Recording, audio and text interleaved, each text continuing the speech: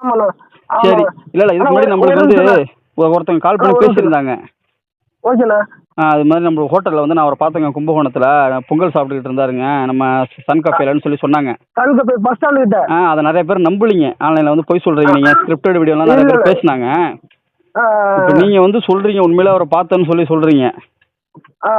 கண்டிப்பாக அவரை பார்த்தாங்க. நான் கொஞ்சம் அர்ஜென்ட்டா போயிட்டு இருந்தேன் வெளில. இல்லைன்னா டக்குன்னு வண்டி நிப்பாட்டி அவரை பார்த்துட்டு இருப்பேன். டக்குன்னு நேரில் பேசியிருந்திருப்பேன்.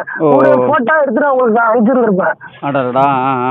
ஜஸ்ட் மிஸ், எனக்கு கொஞ்சம் அர்ஜென்ட் ஒர்க்கு, அதனால நான் வெளில வந்துட்டேன். அவரை தாண்டுற ஒரு 5 செகண்ட் கூட இருக்காது, 5 அடி கூட வச்சிருக்க மாட்டேன். ஓஹோ.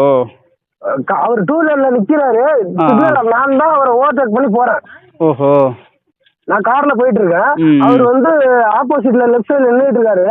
போறதுக்காக அவர் வெயிட் பண்றாரு. அவர் கூட 4-5 பேர் நிக்கிறாங்க. அந்த 4-5 பேர்ல அவர் மட்டும் தனியா டக்குன்னு ஒரு இடத்த பார்த்துட்டு திருப்பி அவர் மாதிரி இருக்குன்னு சொல்லி திரும்பி பாக்குறேன்.